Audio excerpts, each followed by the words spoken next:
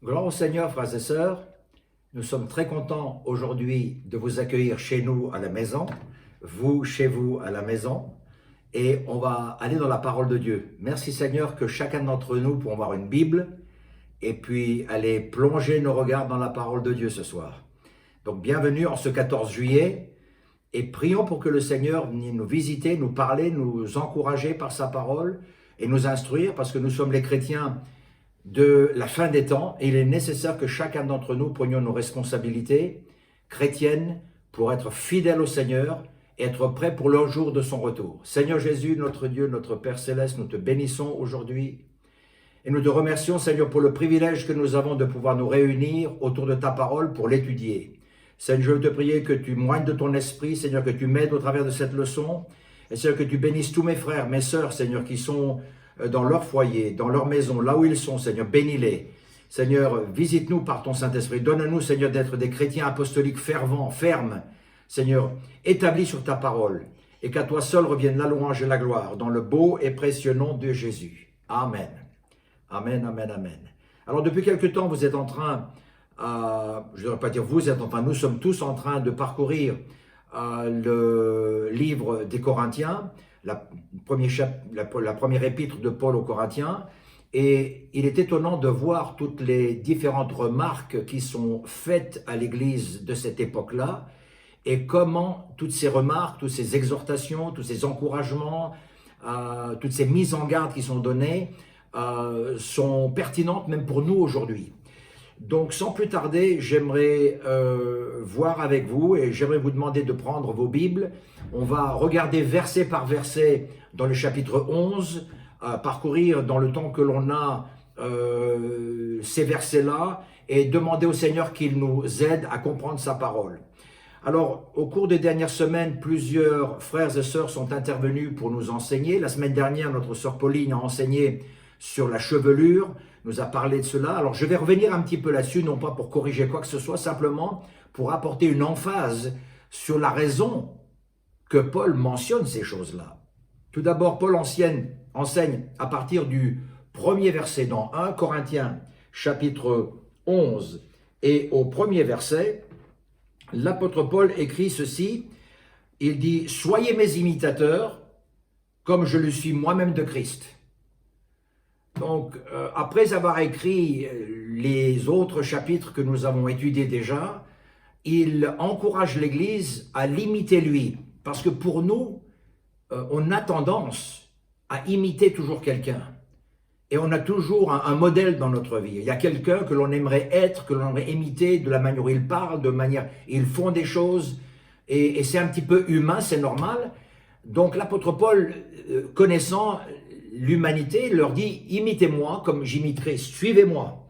Soyez mes imitateurs comme je suis moi-même de Christ. » Paul enseigne que chacun d'entre nous devons être des exemples pour que les autres puissent regarder sur nous et que nous soyons pour eux des exemples.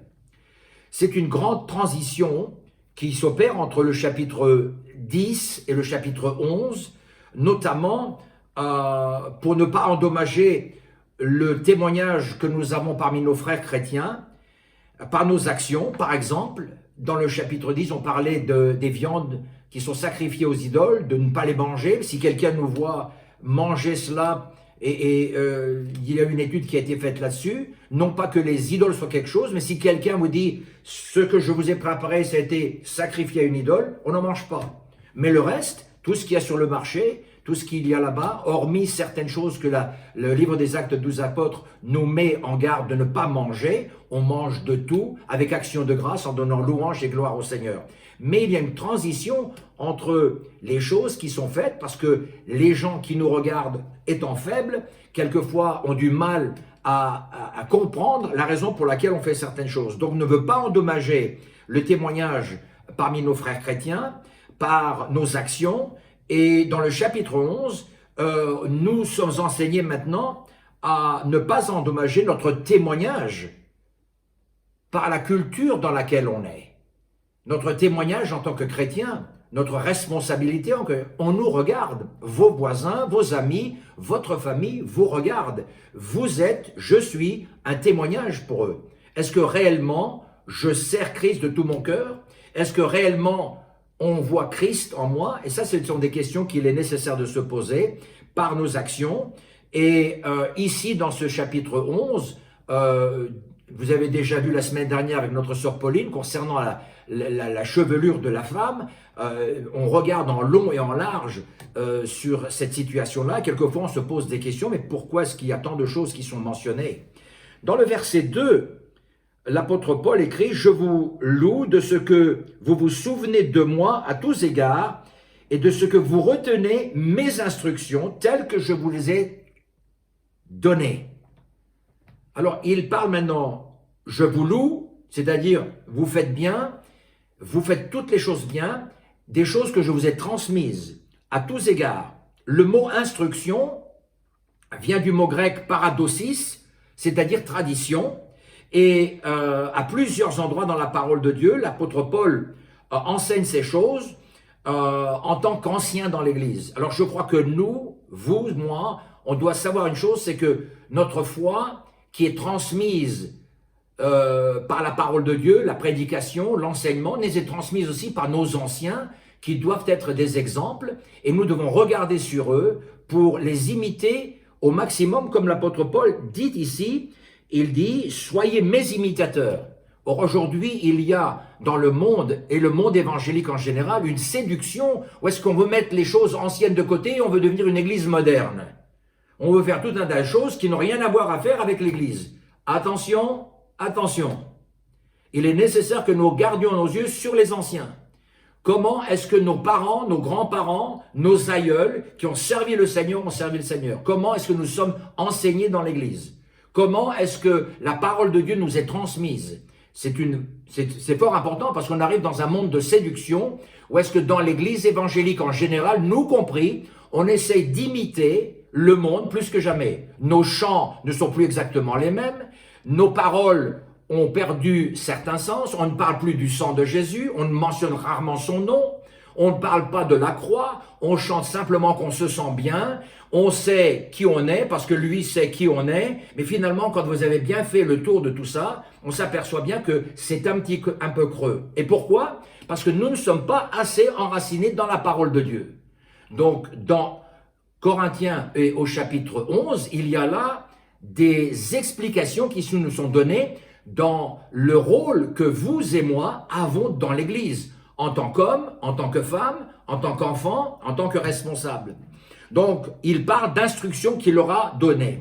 Dans 1 Corinthiens chapitre 7 et au verset 6, nous lisons « Mais je parle ici par condescendance, je ne fais pas un ordre. » Donc, dans les enseignements qu'il donne ici, l'apôtre Paul, il ne fait pas un ordre de quelque chose, il parle par amour pour eux, il réalise dans quel monde ils vivent, il fait la parallèle et il leur rappelle qui ils sont, comment ils doivent vivre dans un monde qui est pervers.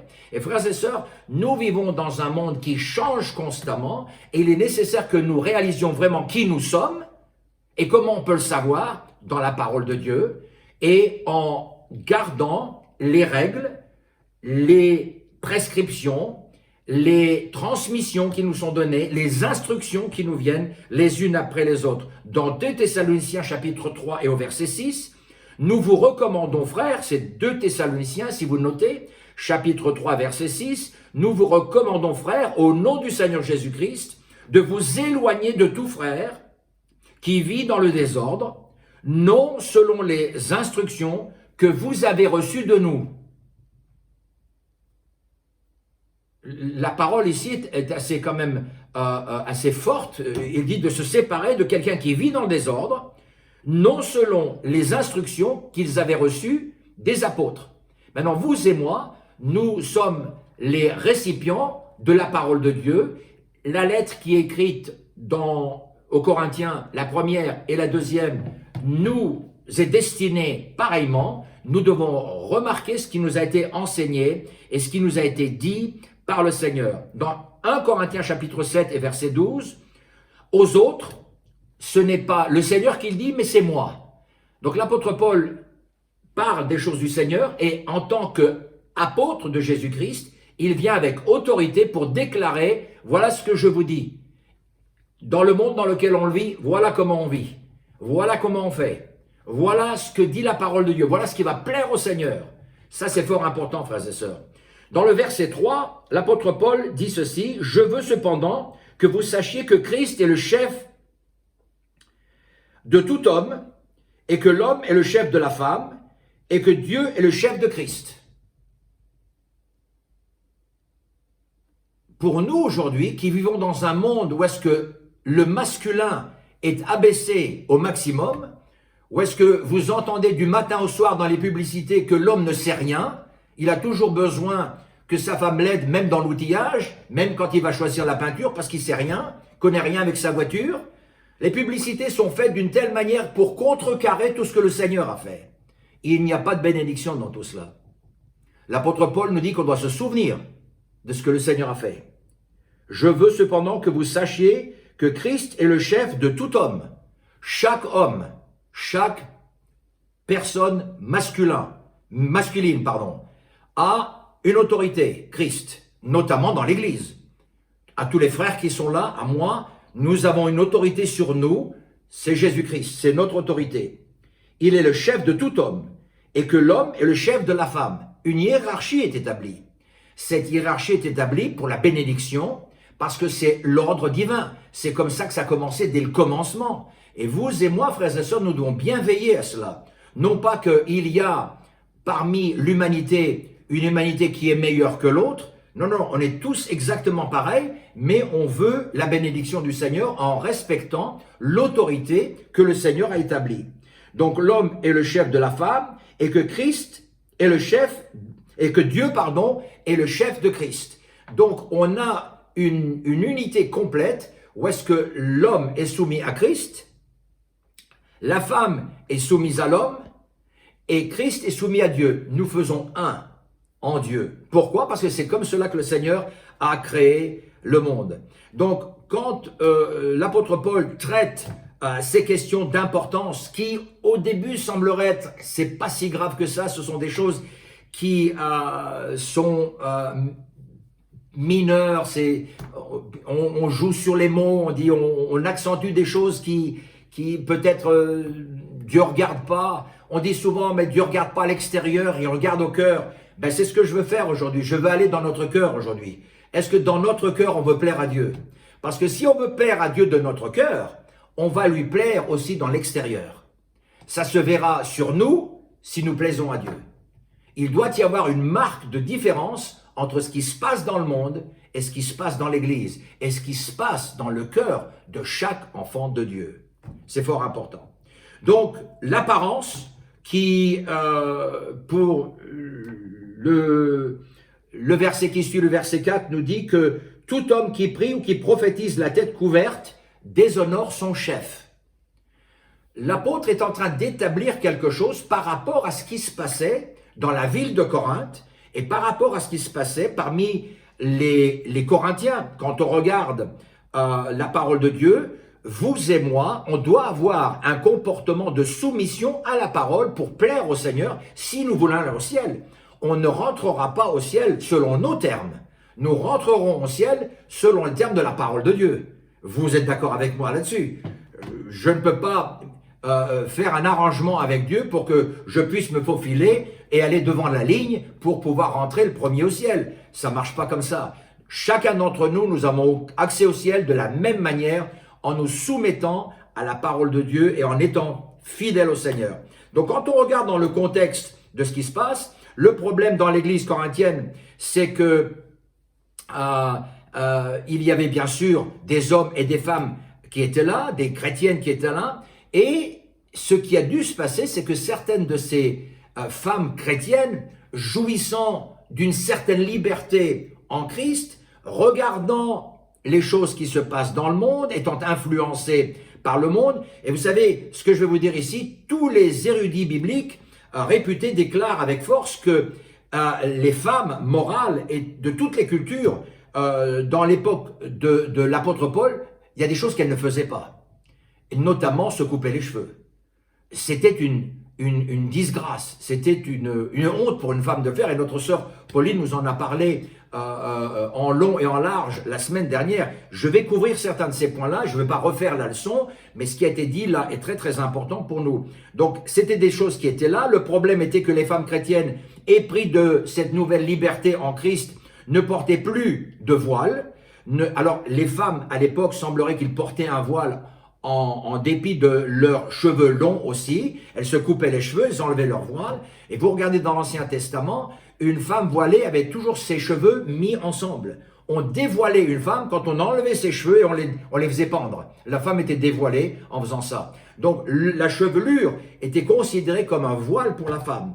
Mais dans l'église de Corinthe, église moderne, tout doucement voulant être chrétien et moderne, la tentation est venue que l'on a regardé sur les prêtresses qu'il y avait dans les temples d'Apollon et d'Aphrodite, qui célébraient leur dieu d'une manière qui était un petit peu plus relaxe, entre parenthèses. On s'est dit, ben, pourquoi pas dans l'église aussi, et les choses se sont déroulées de telle sorte que l'apôtre Paul, voyant ce qui se passe, écrit cette lettre ici. Alors, on a déjà regardé les 10 chapitres, il vient sur pas mal de sujets, parce que l'église de Corinthe a été affectée par toutes ces choses-là, et maintenant il vient sur le sujet de la hiérarchie que Dieu a établie, et il vient montrer où se trouve l'autorité. Donc, les femmes ne portant plus de voile étaient devenues, pour le monde maintenant, et je ne veux pas dire par là qu'elles s'étaient prostituées, mais pour le monde, elles avaient la même apparence dans l'église que dans le temple d'Apollon et puis d'Aphrodite. Dans le verset 4, je vous ai lu tout à l'heure, tout homme qui prie ou qui prophétise la tête couverte déshonore son chef. Donc, chaque homme a un chef. Tous les frères qui sont là, moi-même inclus, nous tous, nous avons quelqu'un qui est là. Un homme ne peut pas adorer en portant quelque chose sur sa tête. Le fait de faire cela, dans la culture biblique, il déshonore son chef. Alors, quand on met quelque chose sur la tête, c'est quelque chose qui est visible. Le fait de mettre pour un homme quelque chose sur sa tête, c'est visible. Et lui, en faisant ça, déshonore l'invisible. Il faut réaliser que nous sommes dans un monde spirituel, frères et sœurs. Notre monde qui est autour de nous est spirituel, mais nous ne sommes pas intéressés tellement par ce qui se passe autour de nous. Nous regardons vers le Dieu du ciel, le créateur du ciel et de la terre, celui qui a établi toutes ces choses. C'est vers lui que nous regardons, et c'est lui notre autorité. C'est lui qui nous, donc hommes, du genre masculin, nous représentons notre autorité. Faisons donc bien attention de la manière où l'on s'approche du Seigneur. C'est pour cela que l'apôtre Paul écrit ces choses-là, étant donné que les hommes ne devaient pas se voiler, montrant ainsi l'autorité de laquelle ils dépendaient. L'homme ne porte pas de couverture visible sur la terre, parce que Christ, son Dieu, son Seigneur, son Sauveur, lui est invisible, et lui voit toutes choses. Dans le verset 5, nous lisons « Toute femme, au contraire, qui prie ou qui prophétise la tête non voilée, déshonore son chef, c'est comme si elle s'était rasée. » Donc la femme, elle, dans sa nature, représente déjà, de la manière où le Seigneur a créé l'homme d'abord, la femme ensuite, il a créé une certaine hiérarchie de responsabilité et d'autorité dans cette création, et quand on respecte ce que Dieu a créé, il y a bénédiction. Mais la rébellion est venue, les gens ont voulu faire ce qu'ils voulaient faire, et Paul souligne très fort, donc dans ce verset 6 que nous venons de lire, dans ce verset 5, pardon, que nous venons de lire, que toute femme qui prie, qui prophétise, la tête non voilée, déshonore son chef, c'est comme si elle était rasée, c'est-à-dire qu'elle déshonore son mari. On ne parle pas maintenant qu'elle déshonore Christ, elle déshonore son chef, c'est-à-dire c'est celui qui est tout de suite au-dessus d'elle. Son mari a Christ pour chef, l'épouse a son mari pour chef, ou son père, si elle n'est pas mariée, son papa. Si c'est une jeune fille, son papa est son chef, et quelque part, en faisant certaines choses, on déshonore la hiérarchie que le Seigneur a établie. Donc, une femme ne doit pas adorer le Seigneur à découvert, c'est-à-dire sans voile. Elle pourrait tout aussi bien se faire, c'est ce qu'il a écrit l'apôtre Paul, elle pourrait tout aussi bien se raser la tête, se couper les cheveux. Voilà pourquoi il déclare, il est honteux pour une femme d'avoir des cheveux coupés, s'identifiant ainsi à leur époque, plus que jamais, aux prostituées qui étaient dans ces temples d'idoles, ou rasées, ou s'identifiant même à des esclaves ou des femmes qui vivaient dans l'adultère, qui avaient été humiliées. Donc, pour ne pas faire ces choses-là, l'apôtre Paul accentue qu'elle se voile. C'est-à-dire qu'une femme qui prie, qu'elle se voile. Paul souligne pourquoi, dans le verset 6, il dit « Car si une femme n'est pas voilée, qu'elle se coupe aussi les cheveux, or, s'il est honteux pour une femme d'avoir des cheveux coupés ou d'être rasée, qu'elle se voile. » Donc, nous, on interprète ces écritures au goût de notre époque, dans ce que l'on voit, dans ce que l'on vit. On voit tout un tas de personnes, notamment beaucoup de femmes, qui ont pas de cheveux longs, qui se rasent presque les cheveux, qui, peut-être une trentaine, une quarantaine d'années en arrière, même ici dans ce pays, auraient été regardées comme des choses honteuses. Aujourd'hui, c'est devenu acceptable. Et étant donné que l'on est contraint de voir ces choses au quotidien, tout doucement, notre conscience est étouffée. Tout doucement, notre conscience est amoindrie. Et on a tendance à faire ce que le monde fait. On voudrait imiter le monde. Mais souvenons-nous, frères et sœurs, nous ne sommes pas du monde. Nous sommes du ciel. Nous allons au ciel. Jésus-Christ nous attend. Donc, la rébellion, même si elle est mineure, est toujours une rébellion. Quand on fait quelque chose à l'encontre de la parole de Dieu, vous ou moi, qui est un acte de rébellion, si c'est une grande rébellion ou une petite rébellion, c'est toujours une rébellion. Donc il faut que nous veillions que dans les temps que nous vivons, nous soyons bénis de Dieu, que nous recevions du Seigneur la bénédiction. Cela est important. Pourquoi? Parce que la modestie, la pureté, les choses que vous et moi représentons sont très importantes et elles se voient aussi de la manière physique. Un homme ne prie pas avec sa tête couverte. Une femme prie avec sa tête couverte. Alors vous allez dire, Frère Novaki, alors ça veut dire qu'on doit venir avec un voile ou quoi? Ben vous allez voir, et vous avez vu avec notre sœur Pauline, que la chevelure est donnée à la femme comme voile. Donc elle doit venir avec des cheveux longs, comme il lui est donné dans sa nature. Je sais que nous avons affaire à différentes nationalités, différentes ethnies, différentes races que nous formons, et il y a des différences entre chacune de ces races, mais le Seigneur nous a créés ainsi.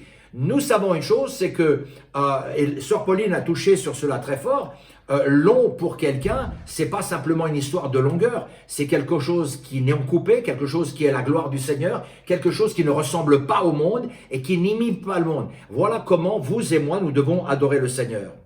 Alors l'apôtre Paul, bien sûr, il mentionne dans ce verset 6 que si une femme n'est pas voilée, qu'elle se coupe aussi les cheveux. Or, s'il est honteux pour une femme d'avoir des cheveux coupés, qu'elle se rase ou d'être rasée, qu'elle se voile. Et c'est honteux pour une femme d'être rasée. Aujourd'hui, vous avez remarqué que dans le monde, il n'y a pas de honte. Il y a beaucoup de gens que nous côtoyons qui n'ont absolument aucun sentiment concernant le fait, surtout dans le sexe féminin, d'avoir des cheveux qui sont rasés, qui sont d'une manière qui, jadis, apportait la honte. Nous devons veiller à cela, parce que les choses que nous voyons nous affectent, et nous devons rester dans le contexte biblique, parce que nous sommes destinés au ciel, frères et sœurs. Nous sommes destinés à être sauvés. Nous sommes destinés à aller au ciel. Jésus revient bientôt. Donc, une fois de plus, l'apôtre Paul nous amène dans le verset 7, et il dit « L'homme ne doit pas se couvrir la tête, puisqu'elle est l'image et la gloire de Dieu, tandis que la femme est la gloire de l'homme. » Donc, voici, l'apôtre Paul ramène les choses à terre pour nous. Vous, mes frères, le fait que vous vous comportiez comme vous le faites, parce qu'il est honteux pour un homme de se couvrir ou d'avoir des cheveux longs, de prier le Seigneur comme ça, on déshonore notre chef. De la même manière, si une femme, quelque part, ne fait pas les choses que la parole de Dieu lui demande, elle déshonore son chef, c'est-à-dire son mari s'il est marié ou son père. Une femme doit donc veiller, tout comme l'homme. Pourquoi? Parce que vous et moi, selon 1 Thessaloniciens chapitre 5 et verset 17, Il nous a dit, priez sans cesse. Nous sommes constamment en prière.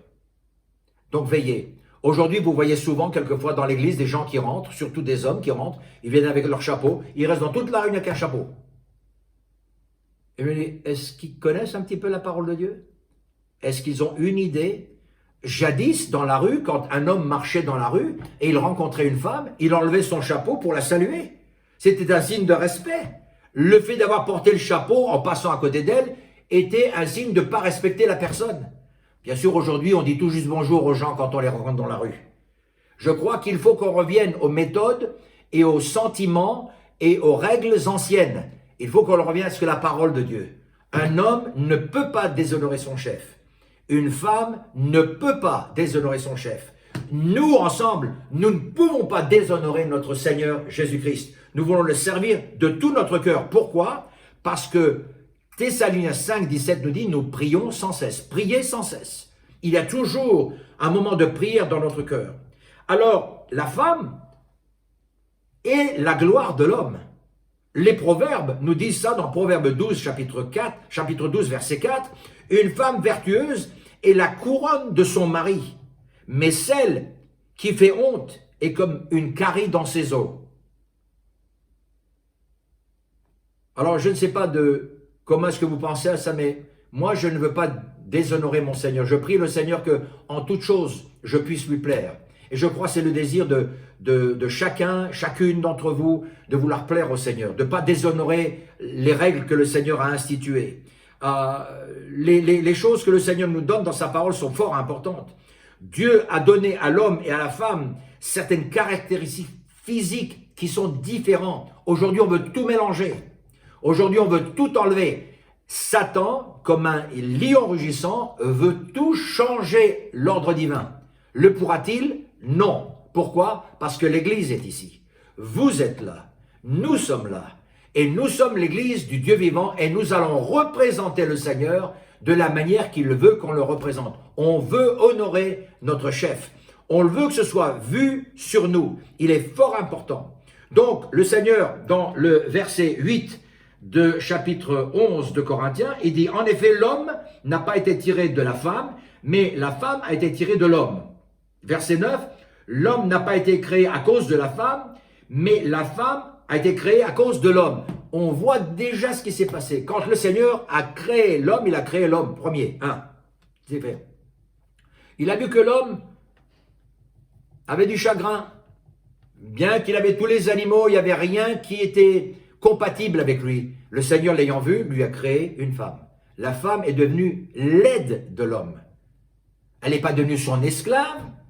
Elle n'est pas devenue quelqu'un qui était utilisé simplement pour faire la cuisine. Elle était devenue son aide. Elle était devenue son bras droit. Et remarquez que le Seigneur a pris la femme de la côte de l'homme. Il aurait pu la prendre d'un doigt, mais il l'a pris près du cœur. Il l'a pris près du cœur. L'homme doit aimer sa femme. C'est pour ça que la parole de Dieu dit, Marie, aimez vos femmes. Aimez vos femmes. Pourquoi? Parce qu'elles font partie de vous. Os de mes os, chair de ma chair. Elle est votre aide. Vous êtes son chef. Vous êtes responsable. Vous travaillez ensemble pour glorifier le Seigneur. Souvenez-vous de ce que le Seigneur a dit dans Genèse 2,18. L'Éternel Dieu dit, il n'est pas bon que l'homme soit seul. Je lui ferai une aide semblable. Une aide semblable à lui. Donc dans le contexte ici apostolique de l'église de Corinthe, ils avaient perdu ces sens spirituels qui étaient là. Ils avaient perdu l'idée de ce que Dieu avait fait. Et nous sommes dans un monde où est-ce que nous parlons très peu de ces choses-là. Pourquoi? Parce qu'on parle de tout. Et souvent, on ne veut pas parler de ces choses-là parce qu'on dit « Ah, mais ça va faire mal au cœur à quelqu'un, ça va blesser quelqu'un, on ne sait pas comment ils vont réagir. » Vous savez quoi? Vous avez, et moi j'ai intérêt à réagir bibliquement. Seigneur, parle-moi. Seigneur, aide-moi dans mes difficultés. Seigneur, parle-moi, aide-moi à faire ce que je dois faire. Conduis-moi et dirige-moi, Seigneur, afin que dans toute chose, ton nom soit glorifié, que je sois un exemple, Seigneur. Qu'on puisse voir en moi que je suis un vrai chrétien, une vraie chrétienne à la gloire du Seigneur. Dans le verset 10, nous allons lire ceci. C'est pourquoi la femme, à cause des anges, doit avoir sur la tête une marque de l'autorité dont elle dépend. C'est étonnant que cette chose est mentionnée. Alors, la femme, l'homme ne peut pas se voiler la tête pour pas manifester une rébellion par rapport à ce Seigneur et déshonorer son Seigneur, mais la femme, elle doit porter quelque chose de visible pour que même les anges remarquent que c'est une femme soumise. Donc, la chevelure longue d'une femme déjà interpelle les anges. Pas simplement les anges du Seigneur, mais aussi les anges rebelles. Si une femme est rebelle et en fait qu'à sa tête, et le pasteur peut prêcher ce qu'il veut, moi je fais comme je veux, je suis dans le monde, je suis une chrétienne, Dieu est dans mon cœur, il regarde mon cœur. Oui, oui. Mais sachez une chose, c'est que les anges déchus regardent votre tête. Ils voient votre rébellion sur votre tête. Frère, les anges déchus voient aussi votre rébellion sur votre tête quand vous ne respectez pas le Seigneur. Vous savez quoi? C'est des versets qui sont quand même graves. Des versets qui nous interpellent. Des versets qui nous parlent. On dit tout le temps, mais Satan ne peut rien me faire. Effectivement, il ne peut rien nous faire. Mais si nous lui donnons la possibilité de faire quelque chose, si nous déshonorons notre chef, nous ouvrons la porte au malin. Et il faut veiller à ce que nous ne fassions pas ces choses. Donc, quand une femme est prête à se soumettre, quand une femme veut montrer qu'elle appartient à une autorité, qu'elle est soumise à l'autorité paternelle ou à l'autorité de son mari, non pas comme une esclave, je répète, mais comme son aide, comme l'os de ses os, la chair de sa chair, qui font un ensemble pour la gloire de Dieu, qui sont un exemple dans un monde, il est vital que le ministère de l'homme et de la femme sont en action. Et nous sommes des témoins puissants alors. Donc, en raison de cette place unique dans la création que vous et moi avez, si une femme est prête à se soumettre à son rôle, il nous est dit ici, dans ce verset 10, il commence avec « c'est pourquoi ». C'est pourquoi. C'est pourquoi la femme, à cause des anges, doit avoir sur la tête. C'est pourquoi. C'est-à-dire, c'est une emphase qui est donnée ici. C'est pour cette cause, c'est pour cette raison que la femme est en train de montrer à tout le monde invisible qu'elle est dans la hiérarchie de la parole de Dieu, dans la hiérarchie biblique, dans ce que le Seigneur a établi. Comment le Seigneur établit la famille? Il a établi l'homme, la femme, les enfants. Il a établi l'Église. Dans l'Église, il y a une hiérarchie, il y a un respect à avoir. Vous et moi, on est toujours soumis à une autorité. Notre autorité suprême à nous tous est notre Seigneur, notre Dieu. Donc on veut continuer dans cette direction-là. Donc si une femme, à cause des anges, va montrer qu'elle est soumise, quelle bénédiction alors il y a quand nous prions ensemble, quand nous louons le Seigneur ensemble, et que vous et moi, nous sommes soumis à la parole de Dieu, il y a bénédiction du Seigneur. Pour empêcher quiconque d'avoir des questions sur qui nous sommes, est-ce que nous sommes un homme ou est-ce que nous sommes une femme, vous savez quoi, on a des vêtements qui sont distincts. L'homme s'habille de la manière d'un homme. Ici, dans le monde occidental, l'homme porte des pantalons, l'homme est habillé d'une façon masculine et la femme est habillée d'une façon féminine. La femme ne porte pas de pantalon. C'est un vêtement masculin. Donc, quand on regarde sur une femme qui porte un pantalon, quelquefois, vous ne savez pas distinguer qui est la personne, surtout quand vous la regardez de dos, vous ne savez pas si c'est un homme ou une femme. Il doit y avoir une distinction claire. La confusion ne vient pas du Seigneur. Donc, je vous encourage, mes sœurs et mes frères, à être sûrs que vous soyez toujours masculins, vous, messieurs, et vous, mesdames, féminines. Oubliez le monde. Oubliez les modes, elles changent tout le temps. Soyez de vrais chrétiens. Vivez chrétiennement à l'époque où vous êtes. Faites ce que vous savez faire pour plaire au Seigneur. Jugez dans votre cœur ce qui est juste. Faites ce qui plaît au Seigneur de tout votre cœur. Parce que le Seigneur revient bientôt. Vous savez que les signes sont autour de nous. Et nous attendons au Seigneur. Alors quand vous regardez dans le chapitre 11 des Corinthiens, l'Église avait, il semblerait, déraillé dans pas mal de choses. Ils faisaient des choses non seulement dans leur comportement physique, au sens masculin du terme, au sens féminin du terme, au sens de ne plus représenter leur autorité. Mais ils faisaient aussi des choses qui n'étaient pas chrétiennes.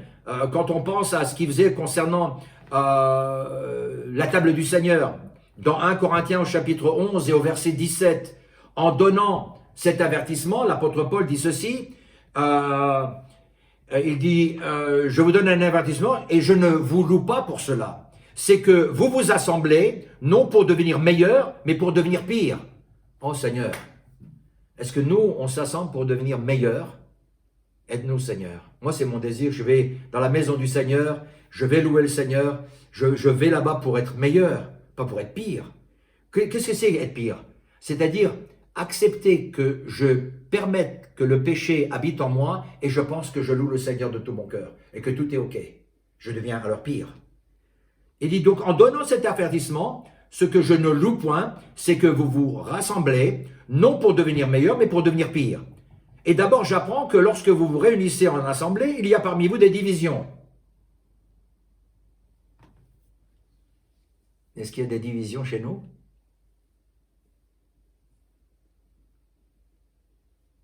Il dit, je le crois en partie, verset 19, car il faut qu'il y ait des sectes parmi vous, afin que ceux qui sont approuvés soient reconnus comme tels au milieu de vous. Au verset 20, donc lorsque vous vous réunissez, ce n'est pas pour manger le repas du Seigneur, car on se met à table, chacun commence par prendre son propre repas, et l'un a faim tandis que l'autre est ivre.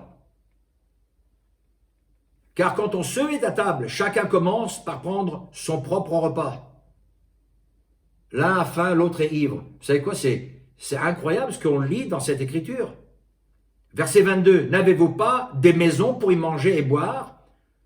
Ou méprisez-vous l'église de Dieu et vous faites une honte de ceux qui n'ont rien?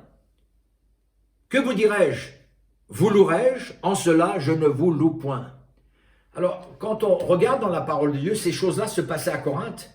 Et vous savez quoi, dans ces 2000 années, depuis l'époque de l'église de Corinthe qui se sont écoulées, nous sommes, nous, à la fin des temps, on voit les signes du retour du Seigneur. Quand est-ce qu'il revient, je ne sais pas exactement, mais Jésus revient. Il nous est nécessaire que nous fassions attention dans ce que l'on fait dans la maison du Seigneur, de la manière où on se comporte. Quand il nous parle de la communion, et ce sont des versets que j'utilise souvent quand on partage la Sainte Seine, il nous dit que la table du Seigneur est quelque chose de sacré. Tout le monde ne vient pas à la table du Seigneur. Il y a des pécheurs qui prennent la coupe, mangent le pain, mais qui n'ont jamais expérimenté la repentance, ni le baptême du Saint-Esprit. Il faut savoir qu'il faut être sauvé pour pouvoir se souvenir de ce que Jésus a fait pour nous. Donc il faut nous poser une question quand on est à la Sainte Seine. Parce que si vous ne vous posez pas la question, l'apôtre écrit que vous mangez et vous buvez un jugement contre vous-même.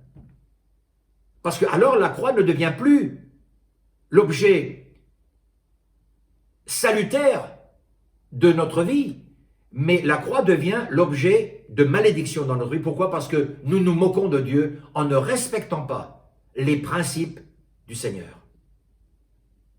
Et vous savez, tout commence justement avec l'autorité familiale. Tout commence avec la hiérarchie familiale. Le père qui est soumis à Christ en toutes choses. La maman qui porte l'autorité dont elle dépend. Les enfants qui sont soumis aux parents. Et tous ensemble sont soumis au Seigneur. Il y a bénédiction. Mais quand l'un fait une chose, l'autre fait autre chose, même les choses du Seigneur après sont banalisées. Le problème de l'église de Corinthe était que chacun des chrétiens était égocentrique, ils ne pensaient qu'à eux-mêmes. Ils ne pensaient pas être des modèles pour les autres. En réalité, ils jugeaient même les autres en regardant celui-ci ou celle-ci, ah ben moi je suis mieux que elle, je suis mieux que lui, regarde un petit peu. Vous savez quoi, ne vous comparez pas à quelqu'un dans l'église. Comparez-vous toujours à la parole de Dieu. Comparez-vous à la prédication qui vous est donnée. Corinthiens 11 nous appelle à nous comparer à la parole de Dieu, à ce que le Seigneur nous a dit, à être soumis à l'Esprit de Dieu, à accepter la parole du Seigneur, à être des hommes, des femmes qui sont fidèles et qui marchent de l'avant, qui vont de l'avant pour plaire au Seigneur Jésus de tout leur cœur, de toute leur âme, de toute leur force. C'est pour cela qu'en tant que chrétien, dans Matthieu 7, 12, le Seigneur Jésus nous dit, Matthieu 7, 12, « Ce que vous voulez que les hommes fassent pour vous, faites-le pour eux, car c'est la loi et les prophètes. » Je crois que dans l'Église, on doit s'aimer les uns les autres. Et merci Seigneur, moi je suis si content de voir que dans notre Église, on a des gens de toutes les nations. On a déjà un avant-goût du ciel. Et moi j'aime mes frères et mes sœurs, de savoir que tous ensemble, le Seigneur nous a sauvés. Que vous soyez du nord ou du sud, de l'est ou de l'ouest, peu importe. Mais savoir que nous sommes venus au pied du Seigneur. Et chacun d'entre nous, nous avons les mêmes instructions, frères et sœurs. Il n'y a pas des instructions pour quelqu'un qui est dans le sud, ou pour quelqu'un qui est à l'ouest ou à l'est, ou dans le nord. Les instructions sont les mêmes pour tous les hommes, pour toutes les femmes, pour tous les chrétiens, pour toutes les églises. Seigneur Jésus, je veux te prier que tu nous aides aujourd'hui. Seigneur, que tu poses ta main, Seigneur, sur mes frères et mes sœurs. Seigneur, tu vois combien de fois nous sommes dans l'erreur. Non pas que nous y avons été volontairement, mais à force que le péché nous côtoie, Seigneur, et que nous n'avons pas été vigilants, Seigneur, nous avons accepté des choses, pardonne-nous. Seigneur, lave-nous, purifie-nous par ton sang précieux. Pose ta main sur chacune et chacun d'entre nous, Seigneur, que cette étude, quoique sommaire ce soir, mais néanmoins qui éveille en nous, Seigneur, l'attention. Seigneur, je te prie que tu poses ta main sur nous. Pardonne notre faiblesse. Fortifie-nous par ton Saint-Esprit. Et que ta parole, Seigneur, soit réellement une lampe à nos pieds. Que nous puissions être de réels chrétiens dans un monde qui change. Que ta volonté soit faite. Au nom du Seigneur Jésus. Alléluia. Béni soit l'Éternel. Béni soit l'Éternel. Béni soit l'Éternel. Au nom de Jésus. Peut-être vous pouvez vous lever vos mains dans votre maison. Priez le Seigneur. Priez le Seigneur. Comment est-ce que vous avez touché par la parole de Dieu. Et faites en sorte que le Seigneur Jésus vous renouvelle, vous fortifie. Afin que vous puissiez rapidement venir dans la maison du Seigneur en vous inscrivant. Tous les 15 jours, vous pouvez venir. Soyez sûr de regarder les inscriptions. Seigneur Jésus, je veux aller dans la maison du Seigneur. Je veux voir mes frères et mes sœurs. Je veux aller glorifier ton nom, Seigneur. Je veux te célébrer, je veux te louer, je veux t'adorer, Seigneur. Oh, sois béni, Seigneur Jésus. Alléluia. Merci, Seigneur, pour ta présence. Merci, Seigneur, parce que tu ne changes pas. Tu es le même hier, aujourd'hui, éternellement. Seigneur, je te demande cela comme une grâce. Au nom du Seigneur Jésus. Amen. Amen, amen, amen. Soyez bénis, mes frères et sœurs.